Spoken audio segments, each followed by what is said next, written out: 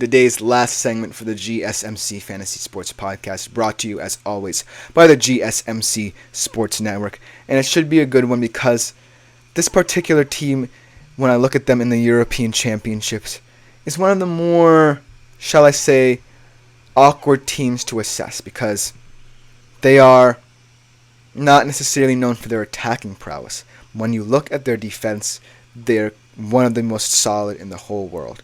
I am talking about the Netherlands, the Dutch, the Oranje, one of the most storied teams in the history of Europe. Now, looking at this current Netherlands squad, it definitely seems like there's a very awkward transition from the experience they've had in the past to what they have now.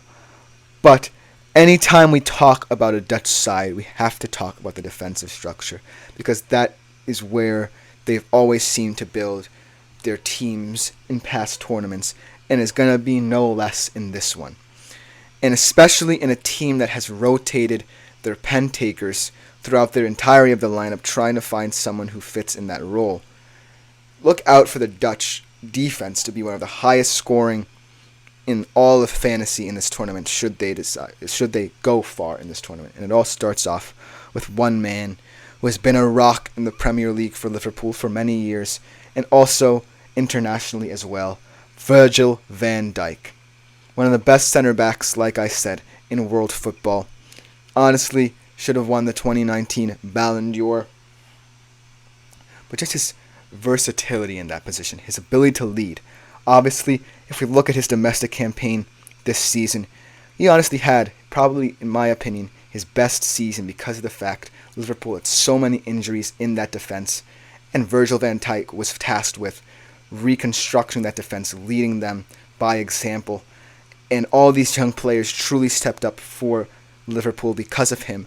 And heading into the Euros, I'm really excited to see him in a Netherlands squad that will make him even better, and he doesn't necessarily have to worry about being a leader because of how strong and potent that defense is. He also could take a lot of penalties as well. He is a guy who has taken penalties for the Dutch these past couple of times because they're not necessarily known for having one true penalty taker because they've struggled in terms of penalties as well. So look for Virgil van Dijk in an unusual position to take penalties for Euros. So he should be very high scoring, one of, if not the highest scoring fantasy defenders in this year's tournament. He definitely has some interesting partners in the back. Obviously, Nathan Aki, Matthijs de Ligt, I don't think will play as much as people expect him to. So look for Nathan Aki to kind of have another huge tournament. Quietly been one of the better center backs for Man City. He's not necessarily, front and center in people's mind when they think of Man City defenders, but he certainly is one of the most solid players in this Netherlands squad. And then on the wing, Denzel Dumfries in an interdefense that is one of the best in club football. Denzel Dumfries really has plied his trade in a way that really makes me intrigued to see him in a Netherlands squad that might struggle for goals because much like some other players in this tournament that we've talked about, he can push up the pitch as well. He can invert, he can drop into the midfield. He's a fantastic defensive mind. Really slots in well. He trusts that Virgil van Dijk and whoever partners him at the center-back partnership will stop whatever comes his way, so that allows him to go up the pitch with more freedom and ultimately really help a Netherlands attack that really doesn't have a centripetal force for them this Euros. Now, when I look at the Dutch attack, they certainly have the excitement and potential for goals being scored in bunches for this Dutch squad. But right now, I just need to see how they shake out. Obviously, you still have a guy in Memphis Depay with one of your top overall international goal scorers for this Dutch side. But how many years does he have in him left? It certainly feels like Memphis Depay is really quieted down, obviously. Sometimes he really struggles in the tournaments of this nature, and it has been seen in past tournaments where he has really not really stepped up. He hasn't stepped up to the plate for this Dutch side when they've needed him most. And so If I were you, I would shy away from a Memphis Depay. But if you want to take a risk on a Dutch attacker, there's certainly a lot of appealing options for you in that department, especially youthful options. And one guy who I really think could have a breakout tournament, we've been waiting for his kind of breakout moment, both domestically and internationally. How about Cody Gakpo? He is one of those guys who I really think can take over Memphis Depay's shoes, fill them very well, make that transition for the Netherlands much easier, and then just be that creative force at the top of the pitch who can really, with his movement off the ball and on it, help the Dutch try and create ways to get goals in the box, because that's where I think most of their goal production will come from. They're going to want to build up through the back and ultimately try and get the ball through the middle to guys like Cody Gakpo and their target men and stuff of that nature. Another a young, exciting attacker who's one of the most creative players the Dutch have had in quite some time is Xavi Simons. Fantastic loan season at RB Leipzig for them, one of the highest scorers on that team. A lot of creativity, a lot of assists he provides this side. I think he's much cheaper than any other Dutch attacker in terms of fantasy. So if you're looking for a guy to really take a risk on, who I think could have a breakout campaign, be in the race for young player of the tournament, golden boy, I think that it could be Xavi Simons, just because of the nature in which he plays. Now, kind of going back to the defense. Obviously, you have the strong center-back pairing, wing-backs and full-backs that want to press up the pitch. But the big question mark for the Dutch is in between the sticks. Who is going to be the Dutch goalie? Last tournament at the World Cup, it was a very, very weird and interesting pick, in my opinion, for the Dutch, as Andries Noppert. Very tall, inexperienced goalkeeper, stepped into that role for the Dutch in the World Cup in 22. He made it all the way to the quarterfinals. Fantastic kind of one-on-one, but where he really hurt them was in terms of penalties. And say if they were in a penalty shootout, his height kind of was the problem for him, as he couldn't have that quick reflexivity that you need in terms of penalty shootouts. And so he is now not in the squad for this tournament. It's going to be a matchup between two goalies in the Premier League who are kind of underrated, in my opinion, due to the fact that they don't have the strength in terms of their back lines in that domestic kind of campaign, in Bart Verbruggen and Mark Flekken. Bart Verbruggen, in my opinion, had the better season at Brighton. I think he had some tremendous saves for them, saving a lot of goals above expectations in the top rankings in the Premier League there. And then Mark Flekken obviously had a much harder campaign, as Brentford really struggled this year.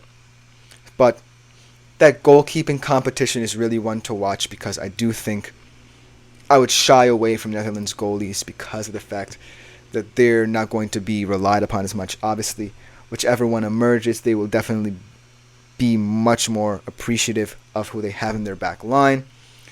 But I think that Bart Verbruggen will win out, but I don't necessarily think that he will be the reason why the Netherlands progress in this tournament. It will be up to the way they build out of the back, through their attack, through their defense. Look for Denzel Dumfries to have a lot of assists, like I said. But in my mind's eye, the Netherlands are the truer dark horse, in my opinion. Portugal is kind of the quote-unquote Trojan horse, in my opinion, let's just say, because they're not necessarily sneaking up on anyone. They are just there to surprise a lot of people with the style they play, perhaps. But the Netherlands certainly is more of the true dark horse, in my opinion. Mainly due to the fact that they just don't have as much strength from top to bottom as some other teams in this tournament. But if you're looking for, in terms of fantasy, no-brainers in your defense, guys who, A, are solid in terms of being that rock, that leader in your back line, look no further than Virgil van Dijk. And if you're looking for a guy who's so versatile in the way he plays in kind of more of a hybrid role, like I said when I was talking about the fantasy tips and tricks for this year's tournament, look no further than Denzel Dumfries. I think that he's going to be one of the most exciting fullbacks to watch in this tournament. He's going to be one of the most important defensive players for the Dutch, just with his pace and electricity in terms of moving into attack and then going back into the back line. should teams press the Dutch. But then also, I'm looking for at least one attacker from the Netherlands to have a breakout campaign. It might not be Memphis Depay as he gets up there in age, but it could be Cody Gakpo. I'm really looking for something out of him to make me go, okay, Liverpool were right to sign you, and the Netherlands are right to trust you as their striker of the future. And then I'm also looking at Xavi Simons to see what he does. He seems like he's been around for a long time. It's still a very, very young player, one of the most creative young players in the world, quickly becoming highly coveted by a lot of different clubs. So this Euros will truly determine how people view a guy like Xavi Simons. Ultimately, I'm shying away from the goalies. I really do like both of them and what they did for their respective teams in the Premier League, but they're not going to be the reason defensively that the Netherlands will go far. Ultimately, for the Netherlands, I see them exiting at the quarterfinals much like they did in the World Cup last year because they just don't have that one player who's going to step up and be a superstar in terms of goal-scoring threat. They can keep out a lot of different teams, kind of put different teams at bay, but they can't keep them out forever. And their lack of offensive depth will really hurt them in the latter stages of the tournament. But that should just about do it for today's edition of the show.